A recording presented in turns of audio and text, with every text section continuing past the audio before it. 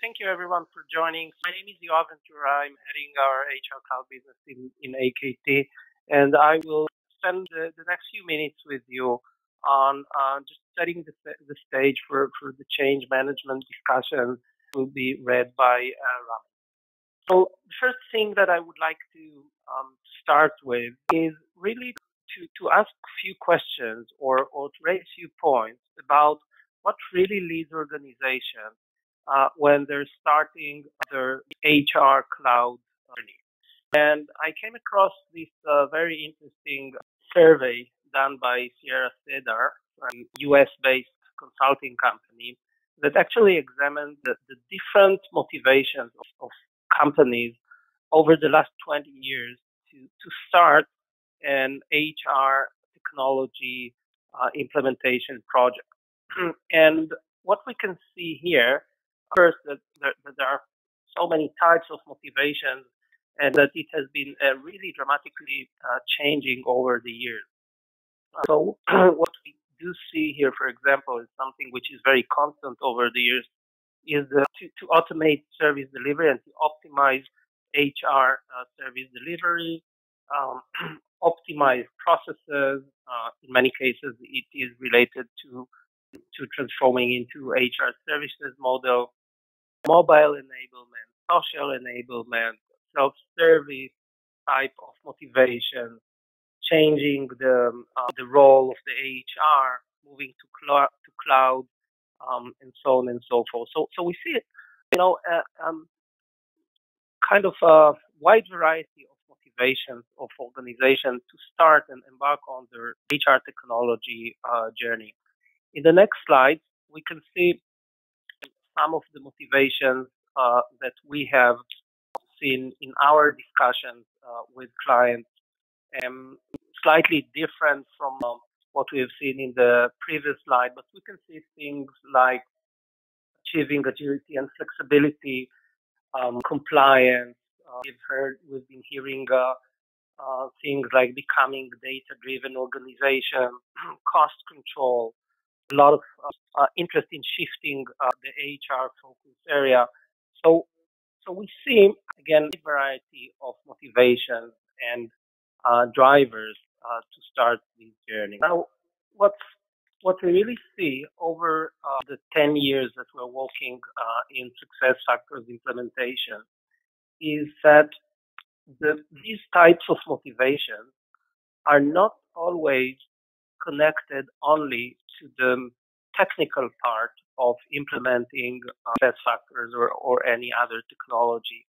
The depth of the change and the magnitude of the change in many cases is much more deep and extensive that we tend to think in many cases when we look at these types of motivations and drivers.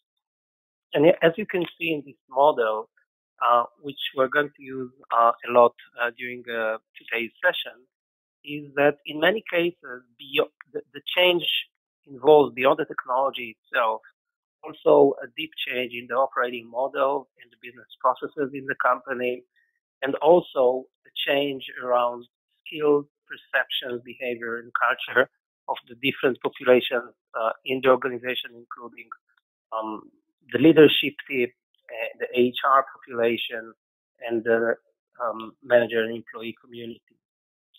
And it seems that in many cases, we set very high goals and drivers for the business case, but we tend to forget the depth and the complexity of the change and how much it requires attention not only on the technical part and the implementation part, but also in the business processes and skills, perceptions, and behaviors. So, unfortunately, just to complete the previous point, what we see is that companies start their journey with some sometimes good objectives and strategic objectives, like having one single source of truth, standardized processes, really shift the role of the HR, into business partners and so on and so forth. But after setting these strategic goals, the project itself, while it is executed, becomes much more tactical, much more technical, loses in many cases the strategic momentum and context, and in many cases ends up with another tool, another nice technology, but without too much strategic and business impact as was planned when the project was initiated. So this is actually the reality that we're going to discuss today in the next hour. Let's just move to the next slide and discuss again another perspective that we're going to see today, and this is kind of the, I would say, the different types of journeys that we see with companies that are implementing technology. On the left-hand side, we see the reality of large enterprise-wide transformation, typically done in companies with tens of thousands of employees. In many cases, we see these transformations divided to different streams. In many cases, it's not that just HR, it relates to other processes and functions like finance, like procurement.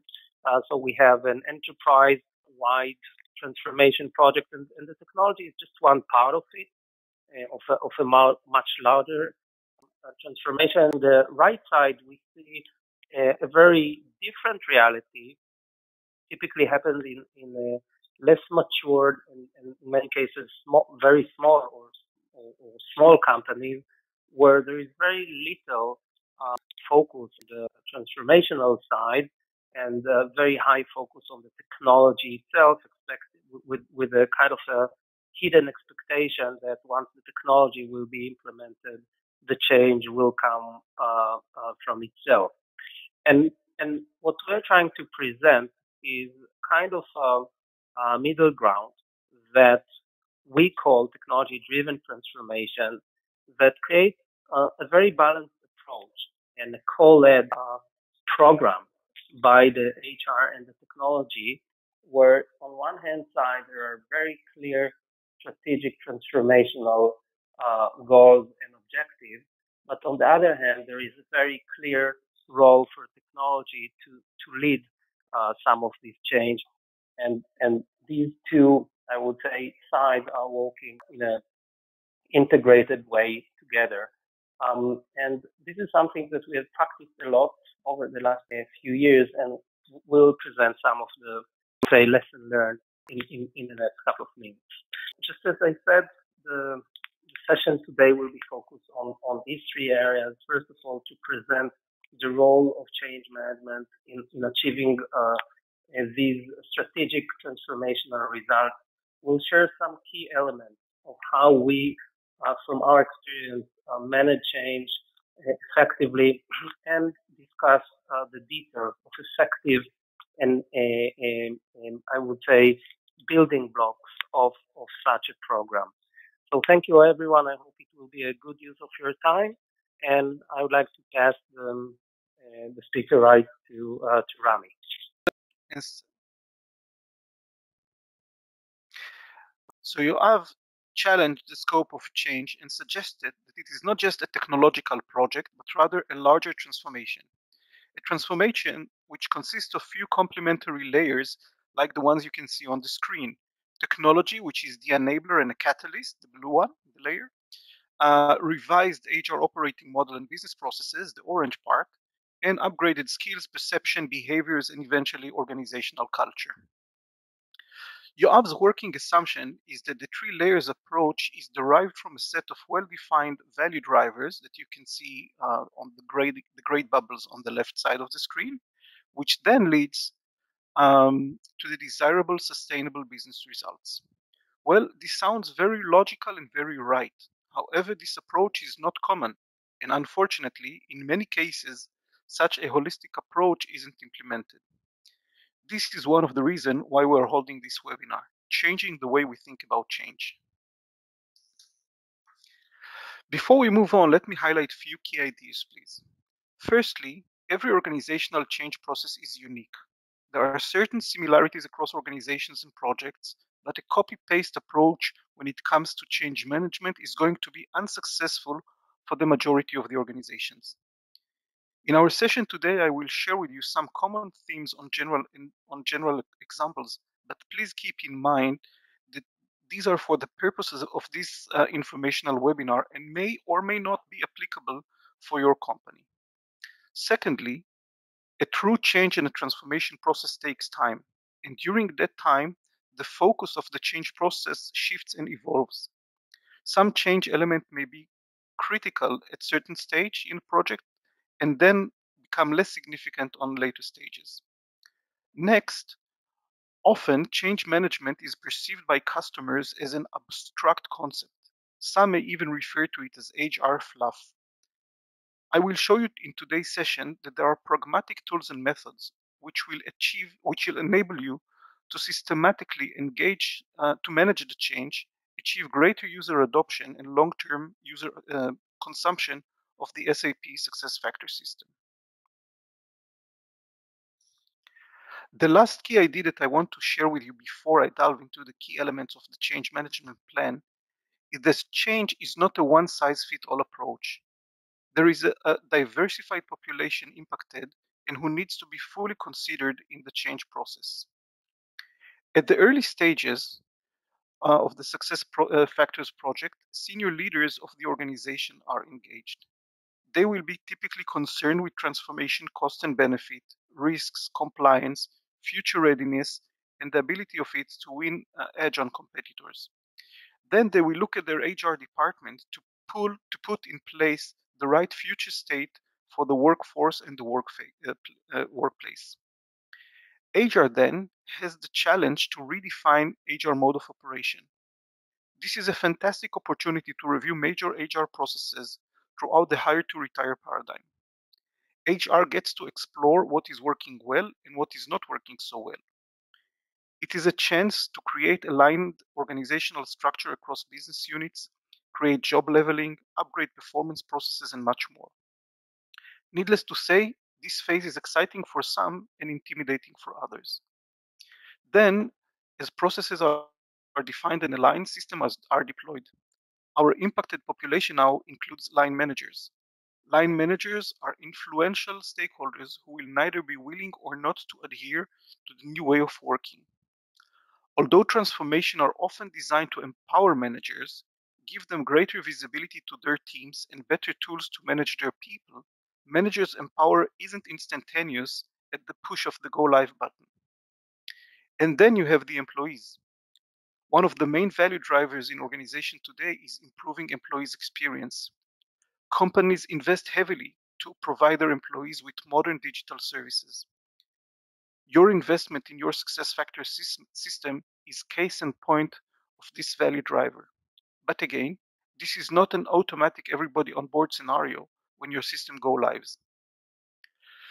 So the fact that the change process addresses diverse population overall highlights the importance of having a meaningful vision and a clear success statements. This serves as a glue which connects these populations throughout the process. I will elaborate it later on. Let me now share some practical change management tools, which I call the building blocks of change management.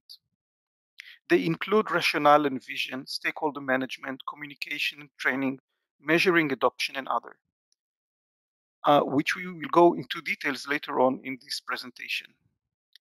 These tools, by the way, guides the thought process. It helps in analyzing what needs to be done. Then those inputs are aggregated into a holistic change plan, which will mobilize the organization toward the desired end state. Please remember that only in textbooks and in webinars like this, the change process looks so well organized and clear. In reality, it is a bit blurry at times, and it can be hard to identify when step one ends and the other begins. But since this is a webinar, I will run you through a nice clean change process. One of the most famous statements about change management is that there are no shortcuts in change management. Therefore, the first concept that I would like to share relates to the question why. Why is the company investing so much effort, time, and money in the transformation? I mentioned earlier that the diverse population in your organization can get behind a vision for the transformation. But even before you draft the winning vision, you have to begin by answering the basic question why. Those answers will help you and the change team in clarifying the rationale for the change. It will help you distill the essence of the change, and with that, will help you in reaching alignment. You will be surprised, by the way, to find that in many cases, leaders do not have sufficiently good answer for those questions. Launching a change process without clear answers will not only lead to arguments, conflicts, and frustration, but may significantly impair the user adoption of the SuccessFactors solution. So I cannot recommend enough that you need to invest in addressing those questions and not just for the sake of addressing them. While the rationale and vision unifies all diverse population in the organization, the interpretation and acceptance may differ across stakeholders in the organization. Within the change management process, a stakeholder is any individual or group who has interest in the success or failure of the project. Some typical stakeholders are illustrated on this chart. In the change process, once stakeholders are identified, we then run a process called change impact analysis per each one of those stakeholders groups. The change impact analysis would explore in details what is fundamentally changing and what are the specific impact of these changes on a given stakeholder group. We differentiate between physical changes and abstract changes each stakeholder group will face. For example, for a physical change, it can be that employee does not longer has to physically go to the HR department and hand in a sick leave note from the doctor, as now they can scan it and send it via their mobile. An example for an abstract change would be that employee is now expected to take ownership on his or her learning and development, while before it was someone in the organization, someone else, who is responsible for that. The inputs from the change impact analysis exercise are serving as inputs and raw materials for training plan and communication plans that will be shortly discussed. Another dimension of the stakeholder building block relates to individual and often to senior managers. Those senior managers differ in the power and influence they have on the project and also in their reaction to the project. The change leaders and the change team should be aware of these stakeholders' attitudes towards the change. For example, for those individuals who are positive and supportive, how we can maintain their positivity? Those who are negative, we need to understand what are their concerns and how we can help in addressing those concerns. We should also consider how individuals can be shifted from being blockers to supporters and leverage their ongoing support. Managing ongoing relationship with stakeholders and securing their ongoing support is key to project success. So now you've invested time and attention in mapping and managing stakeholders. Yet, there still may be some stakeholders who are not fully connected to the change initiative. This is normal and expected. After all, people have different views and opinions, and change typically raises legitimate concerns. However, there is different set of behaviors that does not represent rational disagreement or legitimate arguments. The cause for such counterproductive behaviors typically emerges from an irrational dimension. For example, even if a transformation leads to faster service level, lowering the cost of operation, increases overall satisfaction, and yet people are rejecting to it, it definitely raises a question. There may be some emotional or unconscious reason behind that behaviors, which is called resistance. Resistance may indicate that people are threatened by some aspect of the change. They may think that they will be losing power or control. Others may fear that the change will lead to increased workload. And others may fear that they will be less needed as the new system and processes eliminate manual work that was done by them. Resistance is natural phenomena which needs to be addressed, and best way to do so is by encouraging an open and ongoing communication. Once people share their concerns openly, the leaders of the change can address those irrational fears. The chart that you see on the screen is the classical change curve model, also known as Kobler-Ross model. As you can see, the initial reaction to change is positive, as people see the bright side of the change. Then, as they start getting into the details, their level of fear increases and the resistance to change emerge. This is where change leaders should pull people along the change curve to the exploration area, encouraging them to test new approach and new tools for themselves. In SuccessFactor project, inviting people to take active role in the user acceptance testing, for example, may encourage people to explore and get a positive sense of the system. Once done right, it will lead to higher adoption rate and less resistance.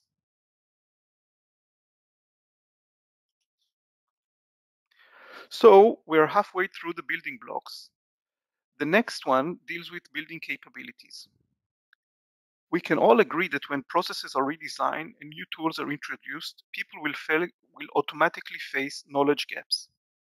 In this situation, it is imperative to analyze that gap and build an integrative plan to narrow it. Please keep in mind that the knowledge gap is not the same for every stakeholder group, so specific training programs should be built and implemented. Once the content of the training is defined based on the process of capability gap assessment, you and the change leaders should define the best learning methodology to implement the process of narrowing the gap, addressing also the process of rolling out the change, including the logistics, especially in companies which are globally distributed. This comes as a challenge. Another challenge, please try to conduct the training in the spirit of the transformation you're trying to promote. So for example, if you want to promote digital employee experience, please deliver the training via online self-learning tools. The next building block relates to communication. This is one of the most important layers of the change program, and I cannot overemphasize its importance. Coming to think about it, hundreds and thousands of employees in different locations, holding various roles coming from diverse backgrounds, are now expected to do things in a new way. There is no way to achieve any of your goals for the new system without proper communication. While I'm sure that none of you will argue against that statement, our experience shows that in many cases, the communication effort for successful change is less adequate than the magnitude of the change dictates. Building an effective communication plan and executing it fully should address 5 parameters. What are the key messages that you want to convey? How? Who do you need to convey those messages to? And here I mean really pinpointing the messages to the target audiences.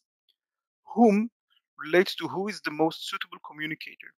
Here I recommend that you try to include direct managers in the communication process and not limit it only to the change leadership team.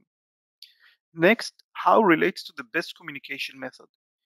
It could be a one-on-one sessions or series of emails, as well as all hands type of events, harnessing social media and any other communication channel that is used in the organization.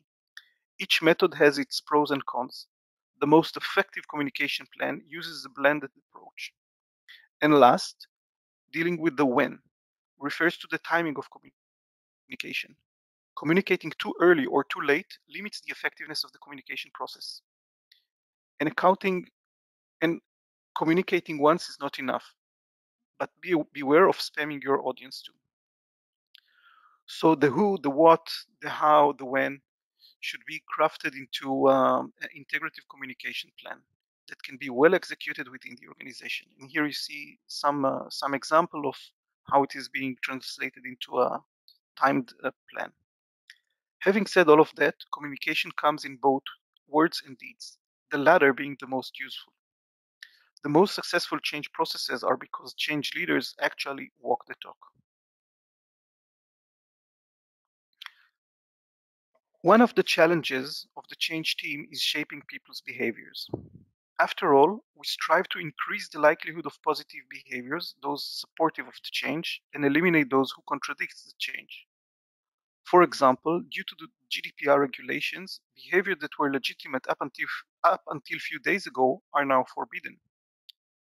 How can you drive behavioral change? This chart, the start, stop, continue tool, can be of value. The first part of it, the change team identifies new behaviors that should be introduced and existing behaviors that should be stopped. For example, once you're implementing EC in your organization and managers can generate reports for themselves, they should stop approaching the HR to run the reports for them. So then, by using positive reinforcement on one hand, such as rewards and recognitions and feedbacks and constructive competitions between units, and negative reinforcements on the other hand, the change team can build and manage a plan that will assist in shaping the desired behaviors.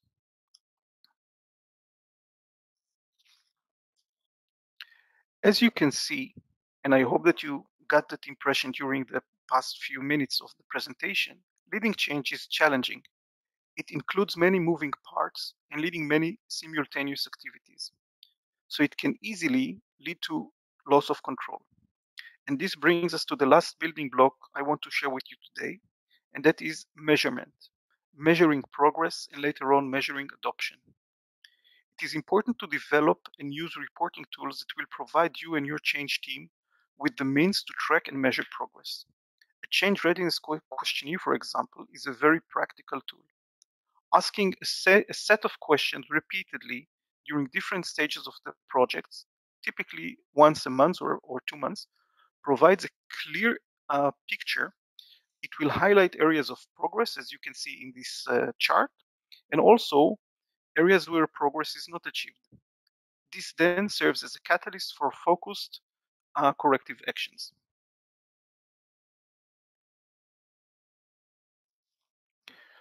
All the different building blocks that we have shared during the session should be integrated into one holistic plan, starting with addressing the why, the vision, creating the strategy, and addressing the success statement, then dealing with stakeholder management, communication, building the capabilities, and addressing consequences and rewards, all translated into an integrative plan, which then, once executed well, leads to the expected result.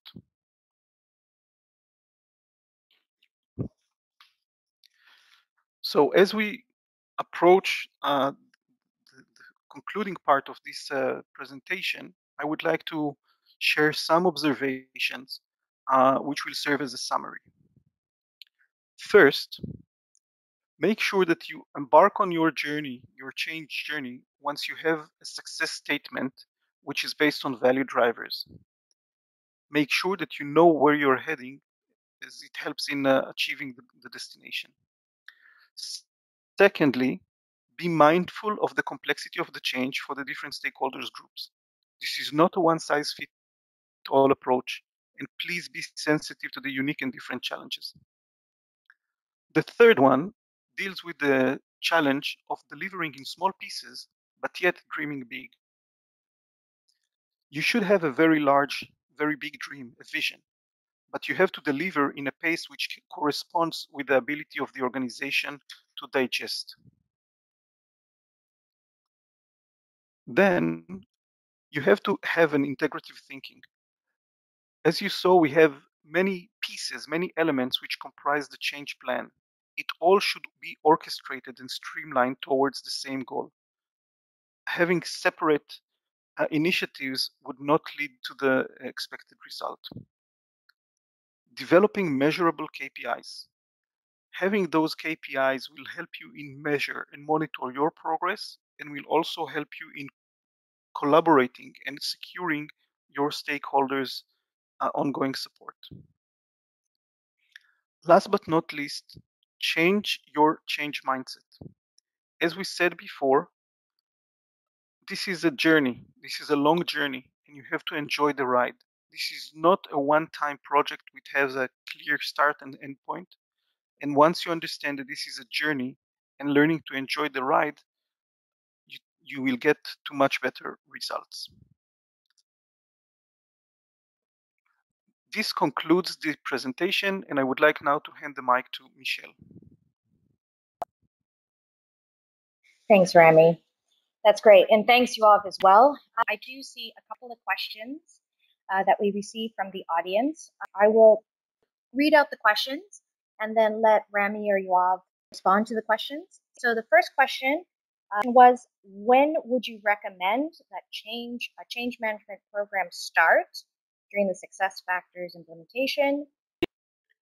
Thank you. So basically, we typically recommend that the change management discussion will start even before the project was kicked off, okay? Because we see the discussion about the vision and the vision strategy, the vision statement of the project is part of the change management role. And therefore, it needs to start at a very, very early stage. I think that the throughout the project itself or the implementation program, the role and the activities that are, I would say, executed as part of the change management plan are actually changing. So in the beginning of the implementation program, the focus of the change management program would be mostly around working with the leadership team on crafting the vision and engaging with key leaders and executives. Then it will shift a little bit and will focus maybe more on handling resistance and preparing for the end user training and communication. And then closer to the rollout itself, it will be much focused on supporting the rollout through the communication and training, really supporting the I would say the behavioral change expected from the broader population. So definitely it should start in the very early beginning of the project, but again the focus of the change management effort will change along the implementation project. Next question I see. We don't have a change lead resource in our organization. So who typically leads this? In many organizations, they do not have a designated change leader, a person which this is his or her full-time job. However, we definitely recommend having a team of people, typically a trio, one who focuses on communication, one is focusing on training, and the third is kind of orchestrating the overall process. And those people can be either from HR or from the business or from the IT. They do not have to master all the ins and outs of change management. This is a service that can be provided and learning that can be gained, but yet having the overall responsibility and the oversight about the change, making sure that there isn't a gap, a discrepancy between what the organization strives to achieve in the process and what is actually happening. And part of this, the role of this change team is to challenge, to ask the questions, to address the why, to make sure that the vision is created, to start thinking about how we're going to train the workforce and how we're going to communicate. So we will be happy to support with tools and materials. So even if you don't have a designated person, don't keep this position empty. I want to add to that if for some reason you don't have a designated person, in some cases you can extend the role of the project manager, given that he has the right, I would say, background and orientation and support him, just as Rami said, with tools, maybe consultancy to support him in this role. We see with other organizations that they haven't designated, a position or a budget for that they request, or the HR provide this resource on, by finding someone from the maybe good function that can support the project. So definitely there are few answers here. It really depends on the specific situation of the organization. But just as Rami said, I would like to echo that it's really important that someone will own this role, even if it's someone who is doing other things in parallel. Someone have to be accountable for this stream. Thank you. How long after implementation and go live does the change program finish or last? How long after the go live? I think that first of all, it's a great question, and that what we see in the most successful organizations that we work with is that there is shortly after the system is going live, like fully, like maybe a few weeks or a few months. In many cases, the formal change management program is concluded and finished, but then there is a kind of a handover to the BAU team, to the business as usual team, or the team that needs to sustain the system, or the change. But the handover is also about carrying on the adoption. It's also about continuing driving the adoption through measurements and corrective actions. Okay, so it's about finishing one step and starting a different, I would say, change management program, which is more focused on measuring and optimizing and correcting some of the things. So we were involved in some projects like this with clients that actually we help them sometime after the core program was completed, to measure the change and then think how the adoption can be increased. In many cases, this corresponds nicely with the quarterly releases, and that creates a very nice opportunity, these type of cycles, to measure again and to rethink each time on how adoption can be increased. So in a way, the change management program never ends. So I hope it makes sense. I just want to add another analogy. Just ask yourself, when is my professional development ends, or when have I studied enough? It's a matter of approach. One may say, I want to have my bachelor degree and then I'm done. Others said, I want to keep learning every day. A day without learning is a wasted day. So just echoing on Yoav's statement, there is so much additional upgrades and improvements and leveraging or maximizing the potential gain of the system, which constantly requires change. Of course, it becomes lesser in the magnitude. It requires less energy and effort often, but the journey never stops. Thanks, Rami. Thanks, Yoav. With that concludes today's webinar on change management. I want to thank Yoav and Rami for their time in presenting the topic to us. And thank you also for the attendees for sharing an hour of their working schedule to join this webinar. And we look forward to visiting with all of you at Success Connect Berlin, which will happen in the next couple of weeks. And in the meantime, have a great start of the summer. Thanks very much, everyone. Bye-bye.